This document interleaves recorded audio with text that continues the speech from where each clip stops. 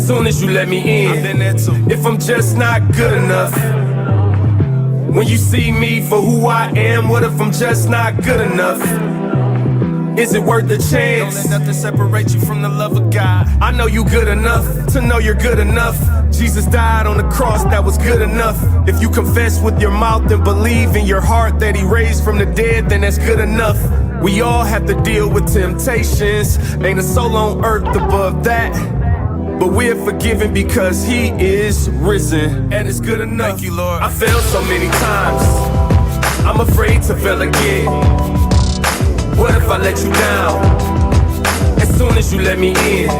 If I'm just not good enough, when you see me for who I am, what if I'm just not good enough?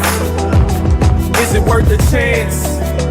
There's beauty in your flaws. What's the value of a Mona Lisa if you can't hang it up and put it on the wall? Display your art for the world to see. Let them criticize openly. Sticks and stones may break your bones, but a word from God will make you strong.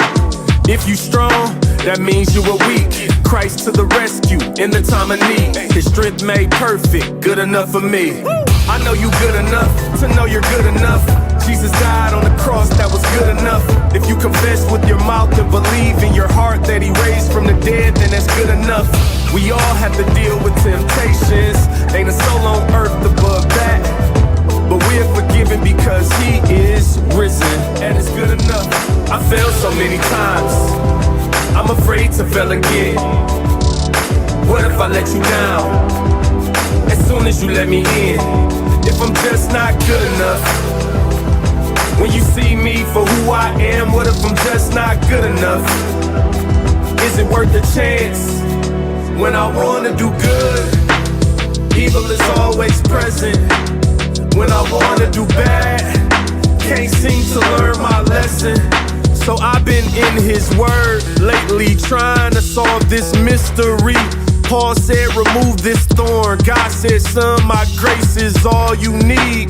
It's in Corinthians. You may want to read that before you sin again. Took some L's, born again, so I win again. Second letter, chapter 12, go from 1 to 10. Meet me back at Romans 7 if you struggling. You struggling, I ain't trying to judge a friend. The more I learn, I don't understand how it's nothing good in me, but his spirit lives in me, and he said it's good enough. Enough said. I know you good enough to know you're good enough. Jesus died on the cross, that was good enough. If you confess with your mouth and believe in your heart that he raised from the dead, then that's good enough. We all have to deal with temptations. Ain't a soul on earth above that. But we're forgiven because he is risen, and it's good enough. I failed so many times. I'm afraid to what's up, people?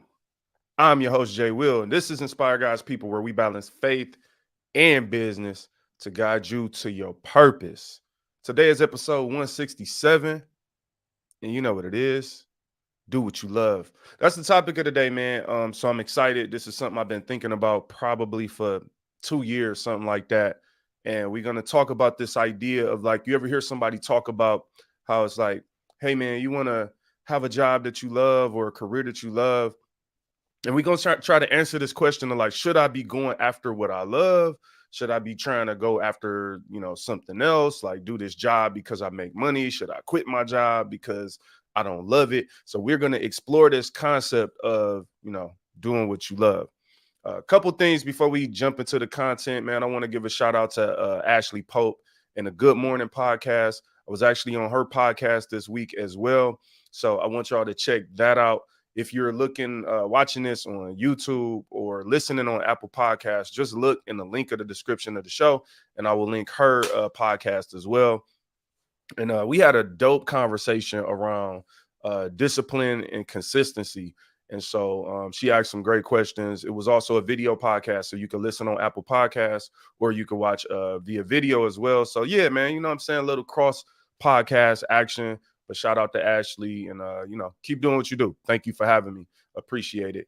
What else we got going on, man?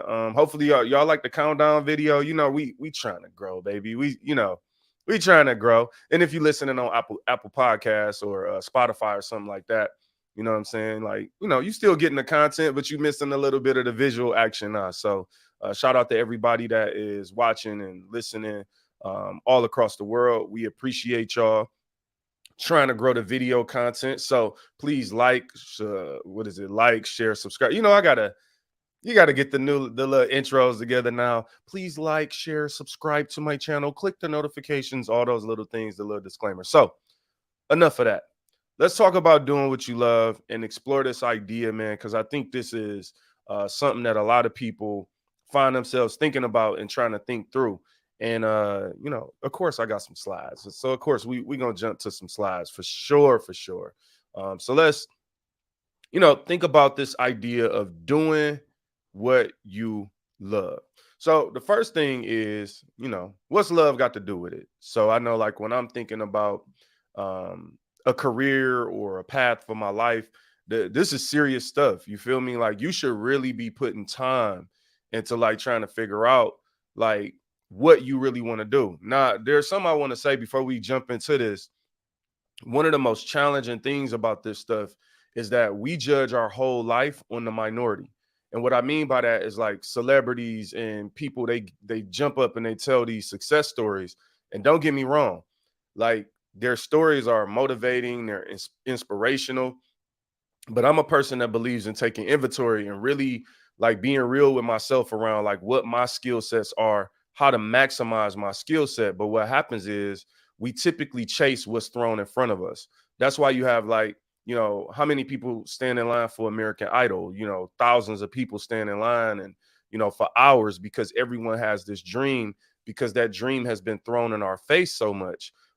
Not so many people are necessarily standing in line to be an astronaut, at least not that I know of, right?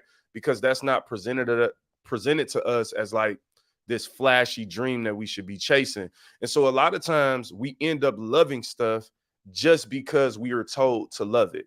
And that's something I really want you to think about before we jump into this content, is, like, why do you love something? And is it just because, oh, when I was 8 years old and my, grandma took me to a Michael Jackson concert, now I love that? But it's like, being real with myself. Do I have what it really takes to be the best of the best? And am I willing to give that? Or what, like, do I kind of like it, or do I love it? Because in order to be great at something, which we're going to talk about, I'm jumping a little bit ahead of myself, but in order to, like, be that best of the best, you got to really be, you can't just love the thing, you have to love the process. And I think for a lot of us, we love the results that something brings. We love the trophies or the awards. Like, we love the idea of standing in front of a million people accepting a Grammy and people watching all over the world. Like, but we don't necessarily love, rehearsing for 10 hours for one song, or, sacrificing hanging out with our friends because we got to, get ready for a big performance, or being focused on writing music versus partying. You're, as an artist, like, especially the artists in the world, these people might be creating the music that people party to, but your favorite artists don't necessarily live the lifestyle that they talking about, because they can't be even worldly great. You can't be that without some level of sacrifice. So I want us first to really be thinking, like, what does it really mean to love something? Not someone. We ain't talking about relationships and stuff. We talking about to love something. A lot of us say we love things, but it's like, do you really love it? And then again, this is something that's hard for people. Like, it's like the 80-20 rule, the Pareto principle. And it's hard for people to realize that, like, when you think about, like, who gets most of the Grammys, it's the same people every year, really. Like, it's the things are top heavy. Like, that top 20% gets 80% of the accomplishments. Probably 80% of the music streams are probably, 20% of the artists, your Drakes and Jay-Z's, and in the Christian world, Kirk Franklin's and Maverick City and these people, but you have thousands of other artists. So you got to ask yourself too, well, if I love something and I'm ranked number 15,000, and I'm nowhere near the top, do I love it enough to put in the effort that it takes to get to the top, and also endure the hardships and obstacles that are going to come while I'm trying to chase the top? You feel what I'm saying? So these are all the things you really got to be thinking about as you ask yourself, do you love something? Now, here's the example I have, right? Like Michael Jordan. I used to love basketball growing up. I used to watch Michael Jordan Come Fly With Me or Michael Jordan's Playground, all these little videos you watch before, and then you go outside and you try to get busy on the court, right? And Michael Jordan got cut from the team in high school. You feel me? That was his story. That's the inspiration behind Michael Jordan. Everybody, knew growing up in the 90s, like, oh man, like Michael Jordan, you knew that story. And we all was watching the same video. So here you have thousands and probably millions of kids across the world watching one story, all seeing themselves in that story. And you know what's crazy? I got cut from the team in high school. So it's like, ooh, here go my Michael Jordan story. But, well, part of it is I'm not, and it ain't all hype. I hate when people try to make sports just about hype. Like, but I ain't 6'6". I wasn't tapped into an AAU program. You know what I'm saying? So I ended up like finding that out when I got to high school, and I went to a competitive high school as far as athletics. I'm like, oh, all these kids already was like in the AAU program, in the system, in the farm system, being pushed through the school. And it's like, I'm already behind. So like, I ain't like, my story didn't end like Mike. you know what I'm saying? So what I'm saying is like, sometimes you got to be real with yourself. Like, it's like, oh, I'm in the 80% on this one. I'm in that 80% of people that didn't have what it take to make it as far as hooping at the end of the day. And so at some point, you got to be real about yourself. I might love basketball, for instance. I might love hooping, but anybody who knows me know that there was a shift in my life from hooping. Then I went kind of to music, but it was kind of the same thing. Then music more so to business. Here's my point. I really loved basketball. Anybody who knew me growing up knew that I loved it. But at the end of the day, at some point, love got to make sense. You feel me? And love might have to make sense when you're 22 years old and you out of college, and it's like the chances of you making the NBA is 1 in 3 trillion now.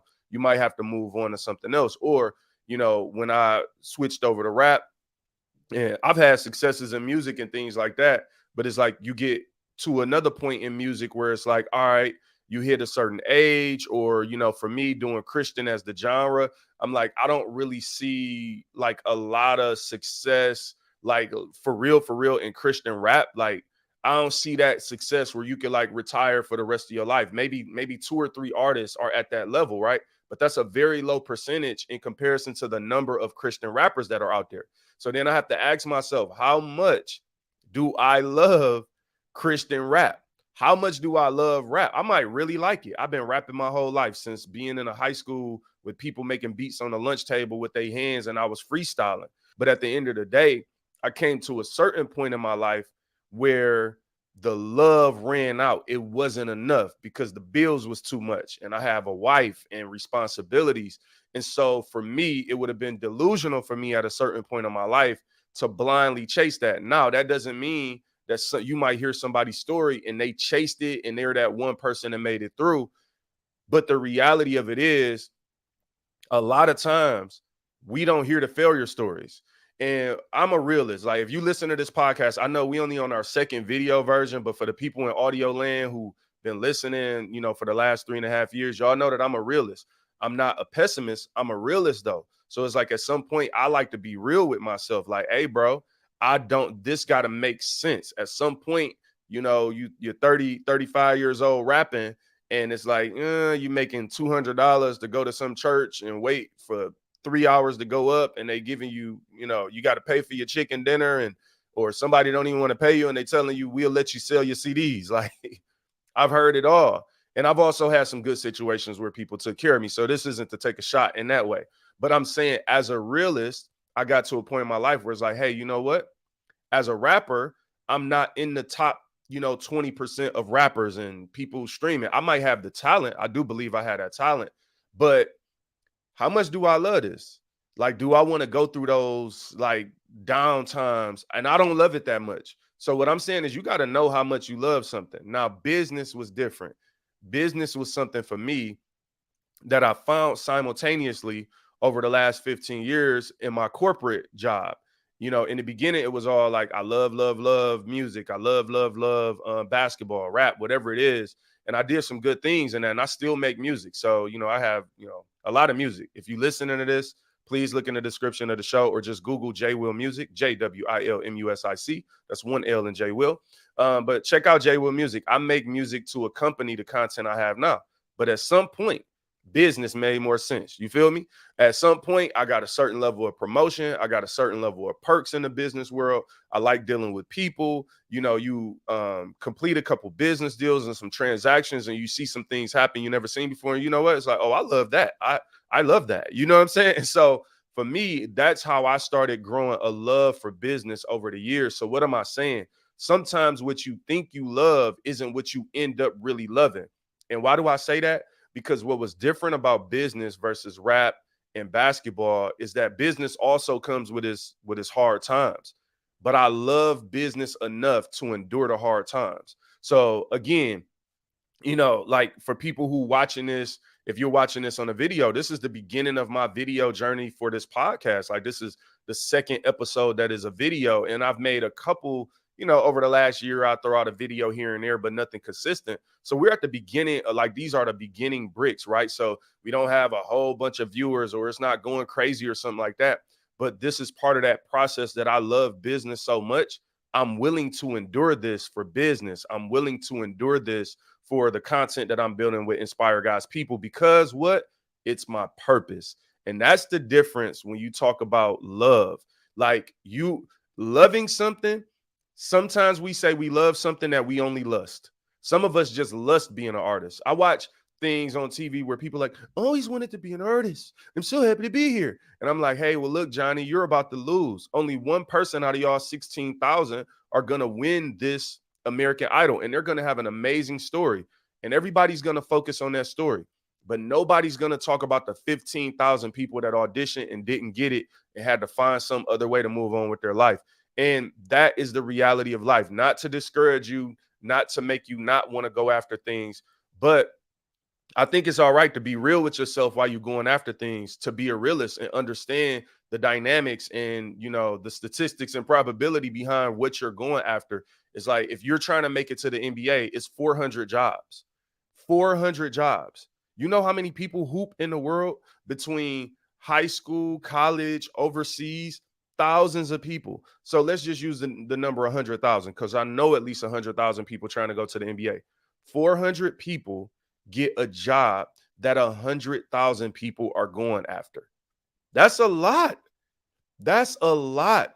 Like 400. That's crazy. 99,600 of y'all got to find something else to do with your life. I was in that number. You feel me? All right, so let's go back to let's go to this. All right, so what's love got to do with it? When we talk about what's love got to do with it, you know, the question is, why do people want to do what they love? You know, and some of the things is like, it makes them happy, right? Like, we all want to be happy at the end of the day. Secondly, it comes to them easier naturally. And that, you know, might just be like, hey, if you a singer, singing makes you happy. It's more natural for you to do than working at your job. You know, if you are processing mortgage paperwork, that is not necessarily fun. At least it doesn't sound like it. And it doesn't necessarily come to you naturally. So it's hard for you to be like, I love this. So a lot of people follow their emotion, and because love, you know, it's an emotion. And hey, look, the reality is some people just hate their current job, right? And so you can't see another way out. You hate it, and you like, I want to go after what I love. And then lastly, like, you know, look, the reality is doing what you love can give you a sense of purpose. So the first thing I just wanted to outline was that, like, let's wrap our mind around, like, yo, why do people even go after what they want, what they love? And is that a good thing? Like, it can be a good thing. And part of what I want you to walk away with here today, like, look, if you knew listening to my content, I'm not a person that just tells you what to do. I don't paint with a broad stroke. I don't try to make it seem like it's one universal answer other than Jesus Christ to everything. But it's more about challenging you with content, presenting you with new ways of thinking so that you can critically think through this yourself and ask yourself these questions. Because unfortunately, what ends up happening now is people blindly chase what they quote unquote love, only to find out when they're knee deep in it that they only lusted. And lust is not enough to follow through on a commitment long term. So a lot of people find themselves lost out here in the world. And the reality is time has passed them by. Maybe it's like, man, maybe you 37 now, and it's like, man, like it's hard to start your career at this point. Doesn't mean you can't do it. Don't take it as that, because you can do it. My point is you have to assess your own life and figure out, what am I willing to sacrifice, and be real about time wasted. One thing I like to be real about, I just told y'all, like, I didn't make it in basketball. Like, that's the reality. I wasn't good enough. I might have thought I was a good player, but at some point in my life, I couldn't blame the coaches that didn't pick me. I couldn't blame teammates or other people or whatever. I just had to look in the mirror and say, yo, you just wasn't good enough to make it, but you are good enough for something else. There's purpose in you. And then I started doing music, and I did some good things in music. I had more success in music than I had in hooping. But at the end of the day, I came to a point where it was like, yo, music, even though it's something I will continue to do, it's not who I want to be. So I don't want to build my life and my expectations of responsibilities around music, because I think it is a very a tough business. And one of the tough things, for an example about this business, like I interviewed Montel Jordan for my podcast like 3 weeks ago. And Montel talked about, the challenges that he had. I advise you to go listen to the episode. I think it was like 165, if I'm not mistaken. And of course, it's entitled "This Is How We Do It." Shout out to Montel. But he talked about some of the challenges of being in the record industry. And one of the things, I don't know if he shared this on the podcast or after, I don't remember, but he talked about like how the record company had a vision. Like they wanted him to be, that R&B symbol, right? Where ladies is coming after you. So he had to hide his marriage. That was something that the label wanted him to do, hide your marriage. And at some point, him and his wife had to walk away from that and value their marriage over just, hey, I love doing music, or I love being an artist. And what I'm telling you is, what you have, the Bible, Jesus told the disciples before they follow him, count up the cost. Like, Jesus is a realist. Jesus literally told people like, oh, don't blindly follow me. Like, count up the cost of what you're going to have to give up if you walk down this path. And the point I'm making is, sometimes we saying we love things, but we haven't counted up the cost. We only think we love it because we ain't really assessed it, because a lot of us are too lazy to strategize and to plan and to understand, what are my limits? What are my capabilities? What are my boundaries? Those are all things you should know about yourself. And so for me, as an example, just trying to give y'all like some real life example, right? When it came to music, one of my boundaries was, I am not willing to do anything to become famous, right? So that's just me. That's just a personal boundary. I'm not willing to try to like become something else so that people can like me. I struggle with the idea of trying to get people to like me anyway. Like, I'm just me. Either you like connect with what I'm doing or you don't. That's more so my approach. But in order to be successful in music, to be marketed well, to sell enough albums, you got to be like a politician. You got to be walking around. It's like when an artist just looks in the audience like, and somebody yells out, I love you. And he's just like, I love you too. I love you too, baby. Like, all that, that's not me. Like, I don't want to do the fake thing. I don't want to try to like package myself as a star, or like be like, oh, now I gotta like wear new clothes every time I leave the house. Like, no, I want to go to Walmart in these jogging pants and this t-shirt with a hole in the back because I'm cutting the grass and I just needed to stop and come get a tool. I don't want to turn Walmart into like a paparazzi trip, right? So those are my boundaries. So in being real with myself, I'm like, yo, you don't love music, the music industry. You might love making music, but you don't love the music industry. And unfortunately, because you don't love the music industry or doing the things that it takes to be like a major artist, that's not a path you should take, because it's outside of your boundaries. You don't love it enough to be committed to everything that it takes. Like, that's not you. So I had to go to something else. I love business. I love self-development, helping people. I love making a big transaction. I love that. I love growth. Like, so I thought I loved basketball. I thought I loved music, but I really lusted after those things and maybe some of the lifestyles that they presented. But what I really love, I love business.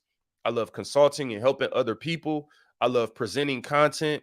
I love making big deals. I love networking. I love making connections in business and the relationships that you build over time. I love starting something from scratch, or like meeting somebody. I did a lot of cold calling in business at one point, and you meet someone cold calling, and then you see the results of what you did for their business. I've had people contact me after a big business deal that I had to convince them to do and tell me like, yo, I appreciate you, man. Like if you ever in my side of town, dinner on me or whatever it is, you know what I'm saying? And I didn't take the dinner, no bribes, no gifts or nothing like that, if anybody's watching. All right, so let's move beyond this. So then the question becomes like, what's the problem then? Like, based on everything I just laid out, it sounds pretty dope to do what you love. So what's the problem? Doing what you love is good, right? So here's just a couple things I laid out for y'all. Love, no, I don't like that one. I like this view better. You know what I'm saying? We getting used to the views or whatever. Love doesn't pay bills. So like I told y'all, you know, for me, and just, you know, being real with myself, I had to be real about the fact that love doesn't pay bills. So I might love making music, you know, but the reality of it is, you know, artists make like a penny off of 1,000 streams. I don't know. You got to listen to a song 10,000 times before I make $1. And I don't know if that number is exact, but it's something crazy like that. You have to listen to music a lot for people to make a little bit of money. For me, I'm a numbers guy. And so at the end of the day, when I crunch the numbers and I'm like, whoa, I need to go out and get this many people to listen to my music in order to do this. And on top of that, this doesn't come with health insurance. This doesn't come with any other added benefits or perks. This don't come with a company car. This don't come with a company phone or iPad or tablet or nothing. And I'm doing all of this. The numbers don't add up. And then on top of that, what is the marketplace for me, right? Like, does what I love doing have an actual market for it? Is there a customer base that's willing to pay for this? At the end of the day, if it's not, don't get me wrong. Some people might be like, it's not about the money. I'm not mad at that. Well, let's say I just love making music and I say it's not about the money, but then I have a wife and we need to live somewhere. Like, I can't tell the mortgage company or the landlord or wherever I live, like, yo, it's not about the money. I just love to make music. And they're going to look at me like, yo, but this is about the money. Or I can't go to the grocery store and say, hey, it's not about the money. I made a new song.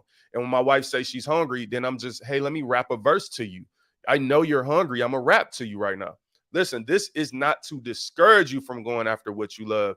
This is to challenge you to put what you love in perspective. Because sometimes I think we are driven by what we love because we don't understand how to process it.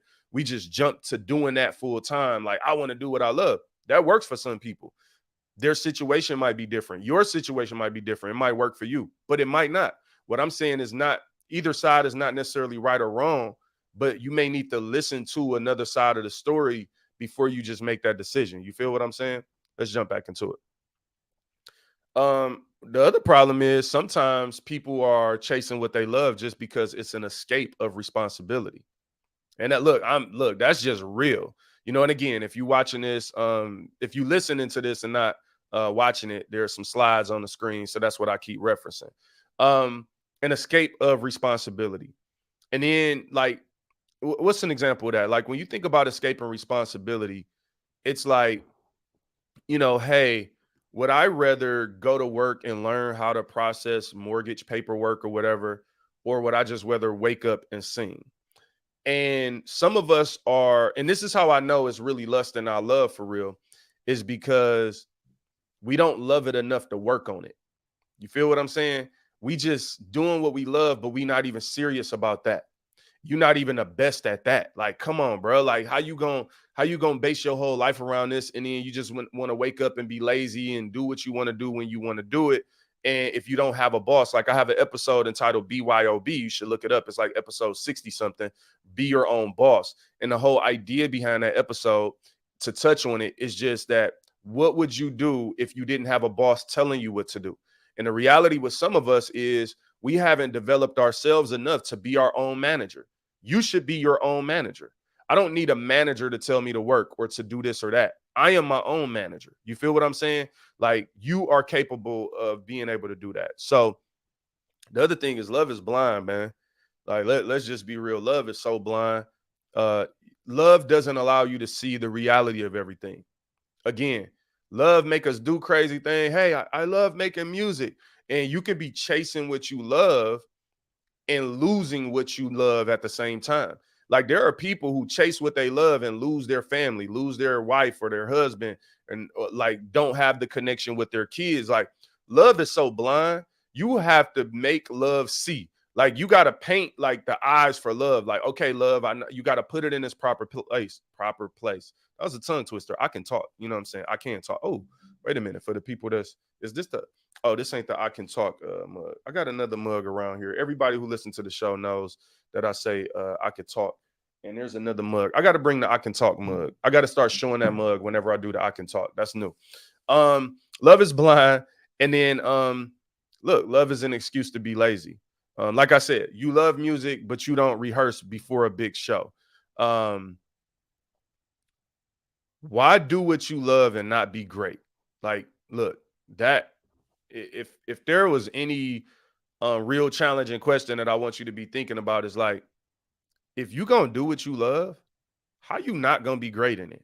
Like if you say, yo, I want to be an artist and this is what I'm gonna put my efforts toward full time, or it wouldn't matter to me if you was a full-time pastor, like whatever you're going after, and you saying this is what I want to do, or if you work in corporate America like me, like I want to be great. I give a lot to my job, like a lot of effort towards being great in every role that I have, because for me, if I say I love business and I come on this show and talk about being a leader and all these business principles, then I need to be trying to be the absolute best that I could be. Here's what I want you to think about. And I probably said this on the audio podcast before, but there's something when new cars come out called the proving ground. So when you think about the cars that's coming out now, like 2022 cars, whatever it is, you go pick up a car or it just hits the showroom right now. Before that car hit the showroom, there was a lot of testing behind the scenes to see if that car was ready for real life, for the roads, and for the conditions that you're going to be dealing with when you're in that car. That's why we got crash test dummies. I Can Talk. Like, so the whole idea behind it is we need to go through these simulations to prove it out. So with a car on the proving grounds, you take a car and you drive it and you handle it. Like my dad and my brother have done these jobs before, like where they just drive a car. I remember one time my brother, he had a job driving this car, and he would have to drive it for 8 hours a day. That was his job, a luxury car. His job was literally go pick up this luxury car, drive it for 8 hours a day, and then come back. That was his job. And I remember he was telling me about the job, like how it handles, how it feels, the interior, excuse me. And I was like, yo, I went and bought the car. Like I went and got my wife the car. I was like, oh, like my brother was working this job to prove out this car, and he had convinced me to look into this car. I look into it, and this was back in like 2015, 2016. I bought my wife this car. And so my point is, at the end of the day, like when you go through the proving grounds to test something out, like you're testing it out to see what it's made of. And a lot of us haven't gone through our proving grounds. Like we haven't maxed out our speed. We haven't seen like, all right, how much do it take before I overheat, right? I'm not saying you should be going and running yourself until you tired or stressed out, but you should know what your capabilities are. Again, if you got a car, go in there and look at that, look at the speedometer. Like look at how fast your car goes. Somebody had to max that out before. Some test simulation had to max that out so that they can know this car could go this fast for real. Like everything on your car, the crash, the airbags, they've been tested. That's why they get rated. They had to see, could this handle it in a simulation? And the problem with a lot of us is we're walking around and we're saying we love stuff that we haven't proved. We haven't proved our love and gone through the process of like, yo, all right, Jay, you say you want to be a leader. You say you love leadership. Have you tested it out? Hey, a lot of us get opportunities to be managers and create excuses. I don't want to do that. You know what I'm saying? I ain't selling out. Or y'all know how these whatever it is. No, you say you want to be that, Jay, go through the proving grounds. And that's my position is on it. It's like, if you love something, you need to know what is your max speed. Just like you can go in your car and look at all the features that it has, right? When you buy a new car, it's like, oh, we got automatic lock. We got an app to start the car. We got the sunroof for the panoramic and the trunk closer, all this stuff, like all these features. What are your features? You should know your features. Like you should know, like, oh, I come with great people leadership skills, and I'm great with building relationships and closing a deal. I'm an excellent negotiator. Like these are your features. You should know your features. If I love business, I should know what my max efforts are. Like, all right, what are your capabilities? And then I should also know where I need to grow. And so it's one thing to say you love something, but if you're not going to be great at it and you're just going to be lazy, hey, I love music, but you never rehearse. You never put in the time. Why? Because it comes so easy to you. Sometimes we're chasing what we love because it's easy. And whenever you chase what's easy, you sell yourself short. Like, quote me on that. Whenever you chase what's easy, you are selling yourself short. And a lot of us are living the easy life, the average life, but we want great results. And you never going to get them until you max yourself out. And now, improve yourself out to understand what your limitations are, not to exceed your limitations. If you know your car starts shaking when you get to 90 miles an hour, I'm not telling you to go to 100, right? I had a Neon when I was in high school. My grandmother bought me a Neon because I had a 3.6 grade point average in 11th grade. And she bought me a Neon. And one day I was late to work on I-94 traveling east. I worked at Major Magic off 15 and Gratiot, right? So I'm on 94 and I'm late to work. I'm like, let me see how fast this thing can go. Now, a Neon might have had 110 on the dash, right? If I'm remembering right. And your man's hit 92. When I start going 92 in a car that maxes out at 110, that car was shaking. And I was like, okay, I can't hit 92 in a Neon, right? But so again, I tested the limitations so that I can know where I need not to do next time. You're not testing your limitations to exceed them or drain yourself, but you might be capable of more than you think you are simply because you haven't been on the proven grounds. All right. So hopefully that makes sense or whatever. Let's see what else we got. This is just a quote I had, as I was putting this together, just a quote that I wanted to share. Be great at something because love isn't a feeling, it's an action. So again, some of us are chasing lust, right? We're chasing lust and we think it's love. But that feeling that you feel sometimes ain't love. That's lust, right? Love is the action. And so when I say be great at something, what I'm telling you is versus simply doing what you lust, doing what you feel like you love, be great at something to prove that you love it. Get on the proving grounds. Like, get on that test track, be that crash test dummy. Like, it's just like, yo, upload like I'm doing right now. Like I'm being transparent about this process so that wherever it goes, we can look back and be like, oh, okay, like this was the beginning of Jay's YouTube journey. In the beginning of this YouTube journey, it's like I'm a crash test dummy right now. I'm just trying to see what works. Like what slides do I like? What camera angles do I like? What part of the studio do I want to sit in when I'm doing my live video? Whatever it is, like, where do people watch? Right now, most people are watching on Facebook, but I want people to be watching on YouTube. How do I grow to YouTube, right? How do I share the clips of the content, which we also do on the YouTube, but I also want the audio to continue to grow. We got people listening all over the world in various countries every week on the audio. I want to grow that. So what I'm saying is I'm on the proving grounds right now. We've been doing Inspire God's People for 3.5 years. By the grace of God, we've been doing really well. I don't want to stop at really well. I want to get to great. You get what I'm saying? So I've proved that we could do really well. I proved that we could hit 20, 30 countries, and like, shout out to everybody who emails, and we have testimonies of people where this podcast has literally changed their life in the audio. And I am so proud to be a part of that, and so honored and grateful that people will share their stories and how they've listened to every single episode. I have so many people who have listened to every single episode, right? But I don't want to stop at good. How do we grow that and get to great? I want to be great at this. I want to share great content. Hey, if I've reached, 1,000 people and changed their life, I want to reach 2,000. And not just because it's the number of people, because I love this content and I love what I'm sharing and I literally believe it changes lives. But also because I want to be great at whatever I touch. And love ain't a feeling for me. Love is an action. I'm on the proving grounds. I'm committed to growing the YouTube and just at least being consistent. Even if I fall on my face, everybody's going to see it. Well, 80 people might see it because everybody ain't watching.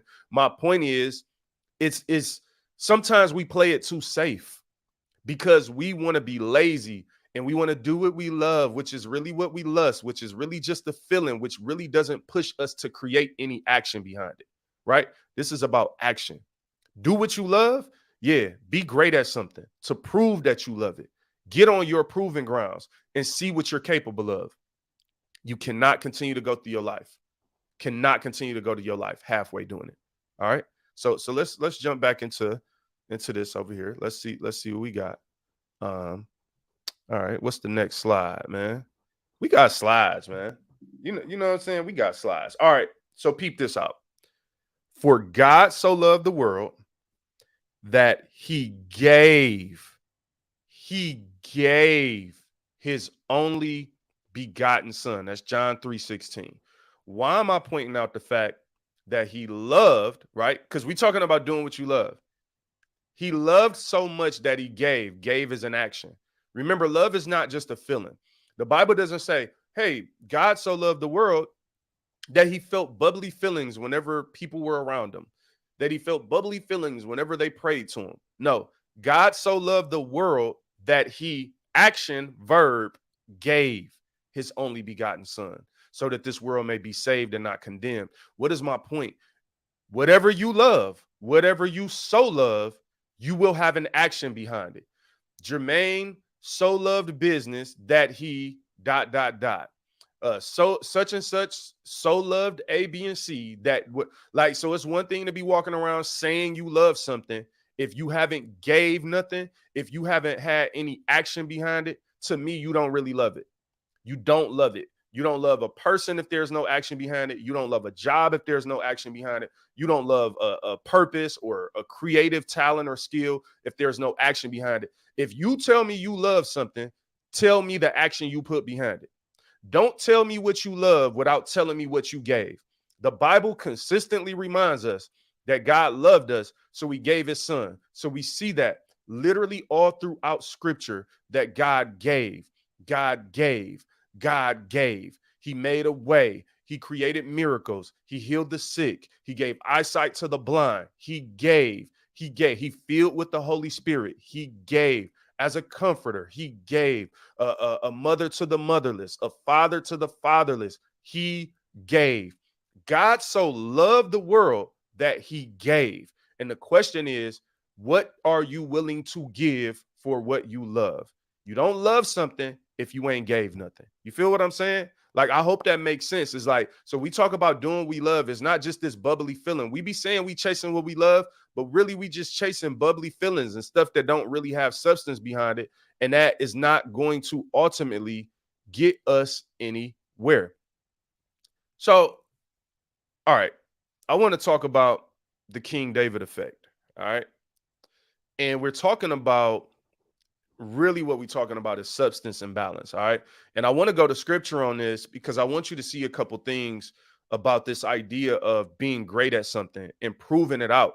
And if you love it, you will sacrifice for it and you will put effort and energy in it. Like, again, it's one thing to say, hey, I want to do what I love. Do what I love. Hey, do what I love. Hey, like, we want to do what we love. But what are we giving for what we love? Right. And are we trying to be great or are we just settling for average? Because what ends up happening, and this is what I love about the parable of the talents, like the parable did not focus on how many talents that someone was given. It focused on what they did with them. And some of us, the more talent we have sometimes, or even the less talent we have, we use the level of talent we have as the barometer for how much effort we're going to give. So for some people, it's like, hey, man, I sing so good. I don't have to rehearse. I just do this. You're like, oh, that sounds amazing. No, of course, it didn't sound amazing when I just did. Like, you know what I'm saying? Now, again, it's certain people that can do that. My brother Darius, he could do that right now. The same thing I'm doing. He can make it sound like a song, right? But is he honing that gift? Because he's so talented that he don't have to hone it. And that's some of our problem. It's like, I don't like putting people on blast negatively, but it's certain NBA players, right, where you could just look at them and be like, man, this kid is talented, but they not working on their craft. They not trying to be great because they may be naturally great, but your level of greatness is based on your level of effort and your capability and your capacity. You feel what I'm saying? So at the end of the day, you can't base your level of greatness on other people. Just be great at something. Be the best you could be. Go on a proving grounds. Max yourself out. See what you need in order to survive. You might need airbags on the side. And that, like, see, when a car has airbags, they're putting it in places that are most vulnerable, right? So you got to test yourself out. That's the whole reason for the test, is to see not just what the capacity of the car is, but to see what level of security and do we need in place to be able to make this car safer. You get what I'm saying? And so at the end of the day, some of us need to max ourselves out on the proving ground so we can know, like, ooh, I get kind of weak in this situation. Ooh, I get kind of weak over here. I need some airbags over here. I need a support system over here because I can't trust myself in this area, right? And that's what it's about, you know, on Ashley's podcast, the Good Morning podcast, which you should check out because I was a guest this week. We talked about discipline and how discipline is specifically tied to what you do when you're weak. That's all I'm going to say about it. You need to listen to the conversation to hear the rest. But what do you do when you're weak? So discipline is that airbags that you put up, those precautions and safety that you put in place because you know your weaknesses. But the problem with some of us is if you ain't been on a proving grounds, if you haven't done something, if you haven't tried to be great, then you don't know what you're not good at. It's like, in order for me to know where my weaknesses are, or where do I need to improve on video, I got to make the videos. Like, we are here now, live and in the flesh, making YouTube videos and Facebook videos and whatever else, and creating content because we're on the proving grounds for Inspire God's people. There's so much more that we want to do. We've already proved we could do audio. We've already proved we can interview people, and I've interviewed CEOs and different kind of people and artists and whatever, people with amazing stories, right? That's been proven. Now you got to go to the next thing, and you got to see what your capabilities are. See what your maximum output is. Have I reached my limit? I don't feel like I have. So when I accomplish a certain level or a certain goal, I'm like, okay, I did that, and I'm still surviving. I'm still good. I'm still managing. Let's see if I could do a little more, right? I'm just trying to see, can I do a little more? You know what I'm saying? Like, not to burn myself out. Look, I just watched the Top Gun movie, and this is not a spoiler alert. I like Top Gun a lot. But one of the things in that movie is that there was a part of the movie where a person was testing their limits. That's all I'll say.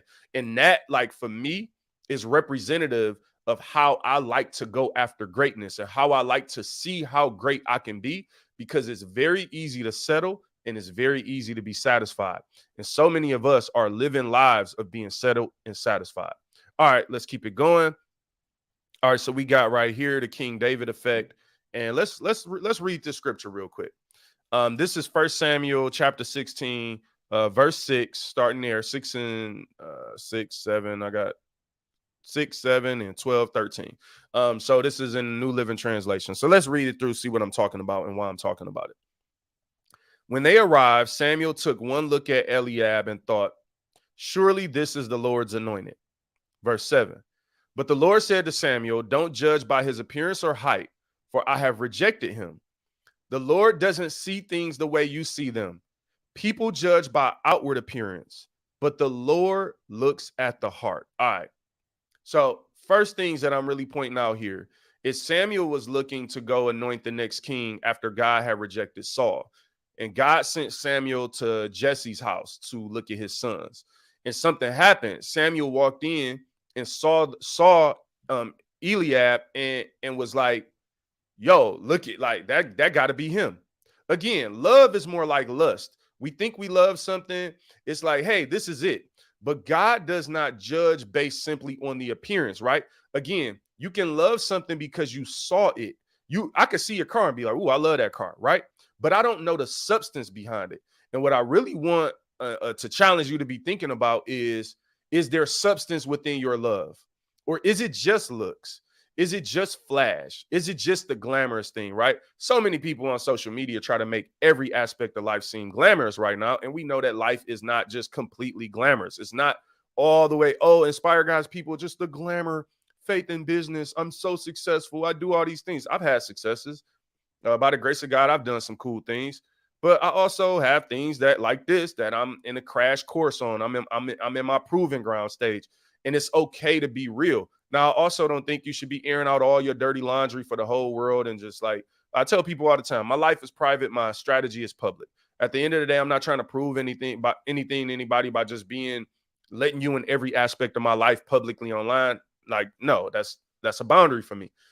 But what I am saying is that regardless of what you see or what you think from what you hear, I try to make sure there's some substance behind it. So when we come on this show and talk about faith and business, I try to make it to where there is some real substance behind what I'm talking about, some real experience, some real credentials, some real things that I've done to be able to prove it out, right? So we're talking about substance and not just looks. When you talk about being great at something, it's going to require you to dig internally and figure out what you're made of on the inside, not just the outside. The outside is cool. Look, man, but some people focus everything on the outside. It's like I tell y'all all the time, all y'all look good.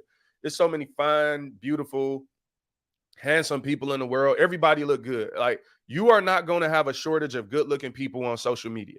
If you scroll, you probably shouldn't be scrolling too much because there's too many good-looking people out there. And what I'm saying is that you could just get drawn into anything off of looks alone. But a lot of these looks don't have no substance behind them. And that's just the reality. A lot of things that look good, it's a hollow door. It ain't got nothing in it. All right, let's keep it going. Verse 12. So Jesse sent for him. This was what happened was, hey, Samuel had looked at all the other sons. It's like, yo, God, none of them are the one. They look the part, but none of them are it. And then Jesse is like, the young boy is in the field. It can't be him. So this is the first thing I want you to think about is like, you can be great at something. You can be better. You might be overlooked. You might just not look like the best person. Greatness ain't about and doing what you love, what you really love, and what you have action behind. It ain't about something just looking good, a good looking career. They make a lot of money. It's about knowing and understanding the substance behind it. All right. So Jesse sent for him. He was dark and handsome with beautiful eyes. And the Lord said, this is the one, anoint him. All right. Verse 13. So as David stood there among his brothers, Samuel took the flask of olive oil he had brought and anointed David with the oil. And the Spirit of the Lord came powerfully upon David from that day on. All right. There's a couple things I really want to point out from here. First of all, what was dope was God said after Samuel saw the first brother and just was looking at his looks, God said, look, I don't judge off of the looks. Man judge off the looks. I judge off the heart, right? It would make you think that then he must going to be picking somebody ugly. But then he gets to picking David. And it says in verse 12, let's go back to it. He was dark and handsome with beautiful eyes. And the Lord said, this is the one, anoint him. So what's my point here?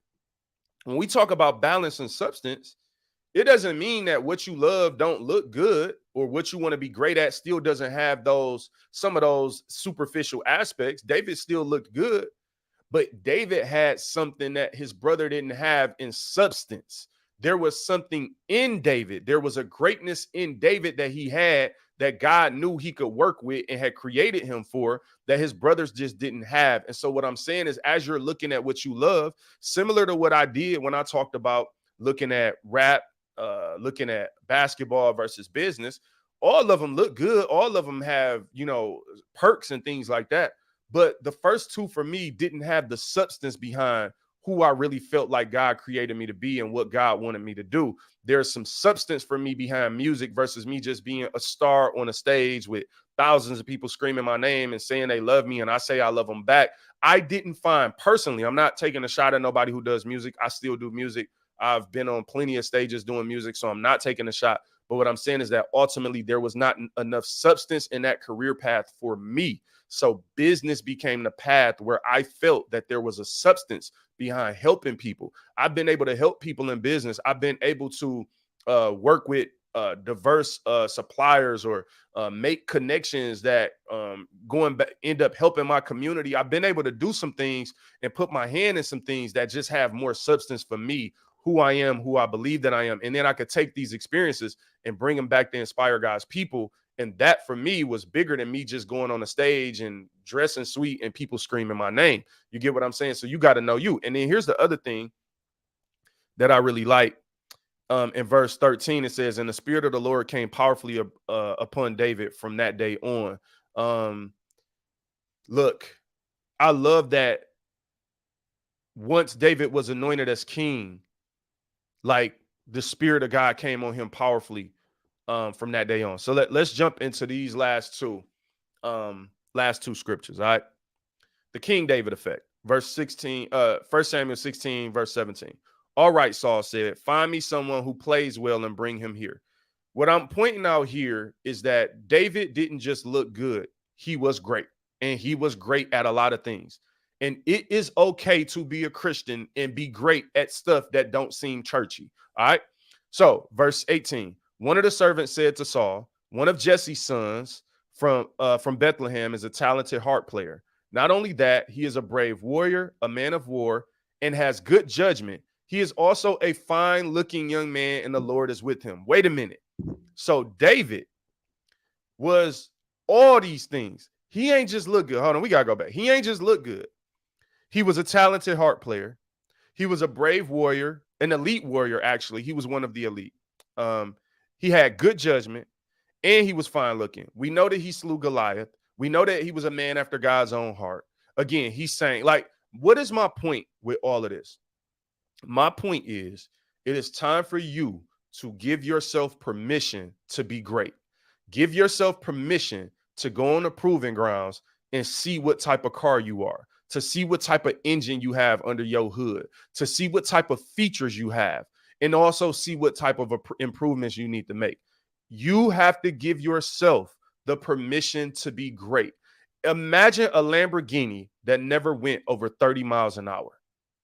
That is a waste of a car.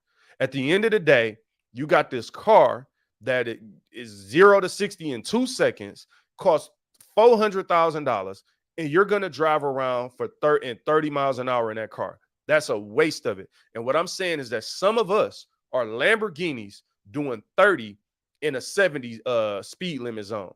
We in a slow lane, just trucking along in life, no plan. I don't even know. You a Lamborghini and don't even know it. And that's what I'm trying to talk to people and tell you, like, there is more in you than you think.